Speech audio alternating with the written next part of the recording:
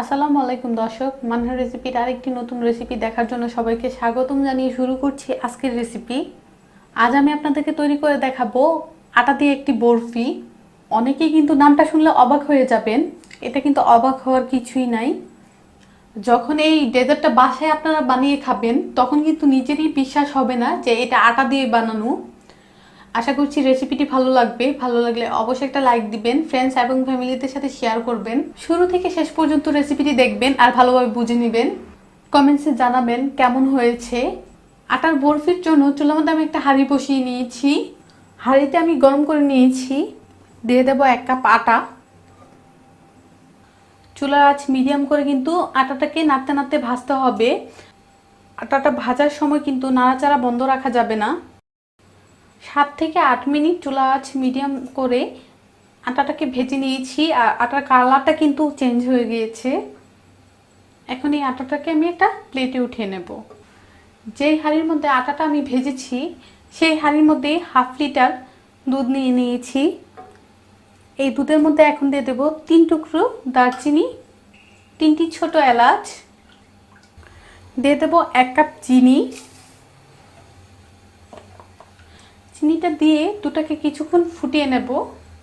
দুধটা কিছুক্ষণ ফুটে ওঠার পর দিয়ে দেব 1 চা চামচ বাটার। বাটারের পরিবর্তে এখানে আপনারা ঘিও ইউজ করতে পারবেন। নেড়ে মিশিয়ে নেব। দিয়ে দেব 3/4 কাপ নারকেলের গুঁড়া। এটা শুকনো নারকেলের গুঁড়া। শুকনো নারকেলের গুঁড়াটা যদি আপনাদের হাতের কাছে না থাকে তাহলে কিন্তু নারকেলটা কুড়িয়েও দিতে পারেন, ফ্রেশ নারকেল।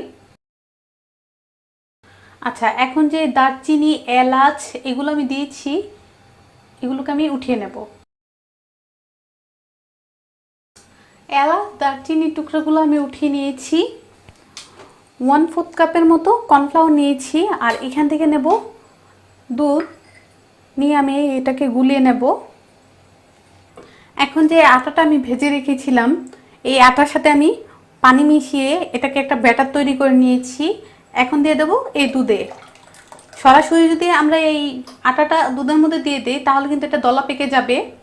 সাথে দিয়ে দেব কর্নফ্লাওয়ার।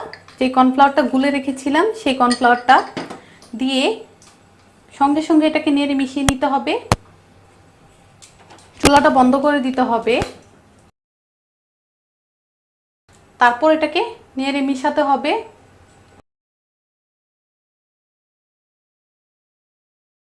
চাইলে আপনারা এখানে কিছু কাজু পেস্তা কুচি করে দিতে পারেন। চুলাটা আমি অফ করে দিয়েছি আর আমি এটা চুলার মধ্যে রান্না করব না। এখন যেটা করব, আমি এখানে একটা বাটি নিয়ে নিয়েছি। এই বাটির মধ্যে পুরটা ঢেলে নেব। আর এটা কিন্তু গরম গরম অবস্থাতেই ঢালতে হবে, না হলে কিন্তু এটা সেট হবে না।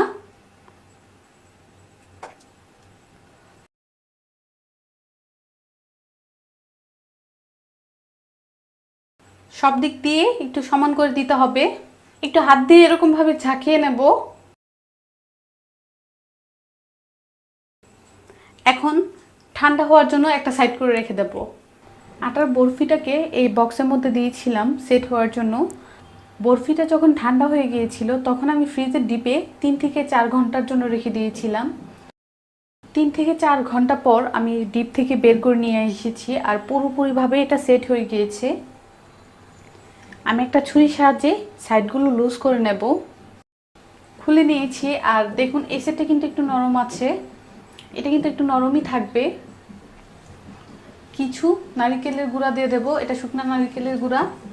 কারো কাছে যদি শুকনো নারকেলের গুঁড়াটা না থাকে তাহলে কিন্তু বাদাম কুচিও এখানে ইউজ করতে পারবেন। নারকেলের গুঁড়াটা দিয়ে দিয়েছি। এখন আমি এটাকে কেটে নেব।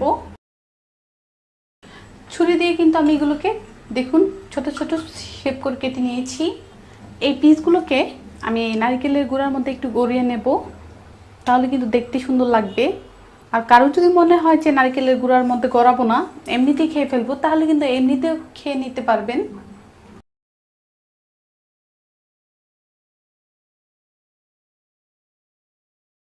এই যে নারকেলের গুঁড়া কিন্তু আমি গড়িয়ে নিয়েছি। এভাবে আমি সবগুলো গড়িয়ে নেব।